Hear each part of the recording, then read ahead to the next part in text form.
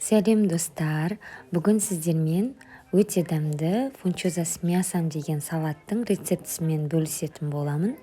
Ол үшін менің каналыма тіркеліп, және видеоны соңына дейін көреміз. Ең алдымен таза жуылған болгар бұрышын осылай видеодағыдай етіп, ұзынша етіп турап аламыз. Мен бұл салатқа қызыл мен жасыл түсін таңдадым.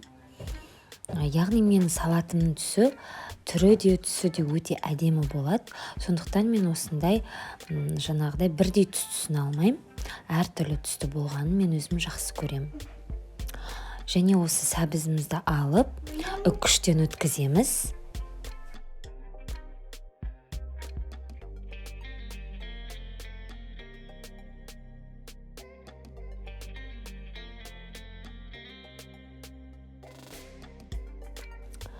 Және осындай сарымсағымызды, екі тісші сарымсағымызды да осындай үккіштен өткіземіз. Таза жуылған қиярымызды осылай ұзынша етіп бірнеше бөліктерге бөліп, дәл жаңағыдай болгар бұрышы сияқты ұзынша етіп турап аламыз барлығын.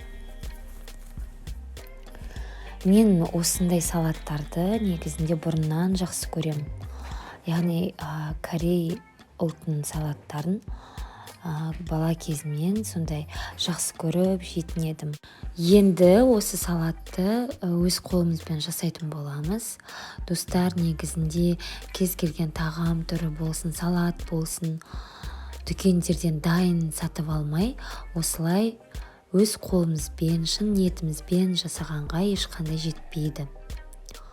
Сол себептен өздеріңіз жасаңыздар деп мен кеңес беремін сіздерге.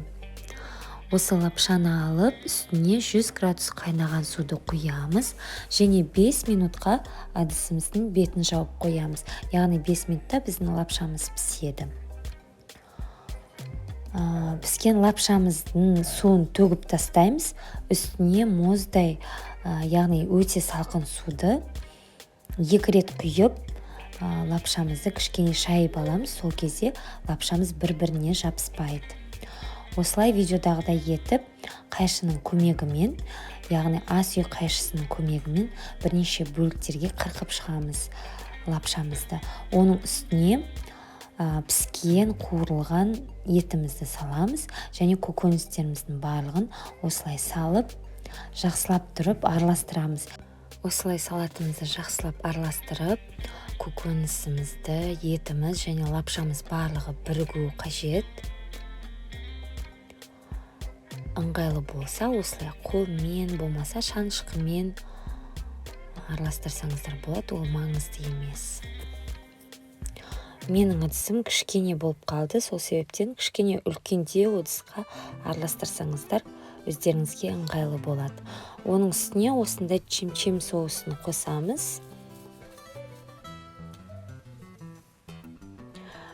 Бұл чим-чим соусын қосатын кезде қараңыздар, сіздер салатқа тұз қоспаңыздар, себебі осы чим-чимнің құрамында барлық жаңағыдай қара бұрышта, тұзда барлығы да бар.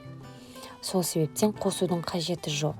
Бірақ осы етті жақсылап қуырамыз ғой, сол кезде еттің үстіне қызыл бұрыш, қара бұрыш және тұз қоссаңыздар болады дәміне қарай, бірақ салаттың өзіне қоспаңыздар. Сол себептен жаңағыдай өздеріңіз дәмін көріңіздер, егер кішкене жетпесе, кішкене қосуға болады. Негізінде осы соусында тұзы барлығы құрамында бар. Міне біздің салатымыз дайын болды. Фунчоза салатымыз. Маған өте қатты ұнайтын салат. Сол себептен мен бұл салатты жиі жасамасам да, бірақ сондай болады ғой, қатты жегім келген кезде осындай салатты мен ойланбастан жасаймын. Қалауларыңызша аз жасасаңыздар да болады. Яғни бұл салат көп болады деп ойласаңыздар, дәл осы салаттың жартысын дайындап, құрамын, яғни құрамына қосатын көкөністер болсын, қандай заттар болсын, тура соны тең жартысындай етіп қосып дайындасаңыздар болады. Біздің салатымыз дайын болды.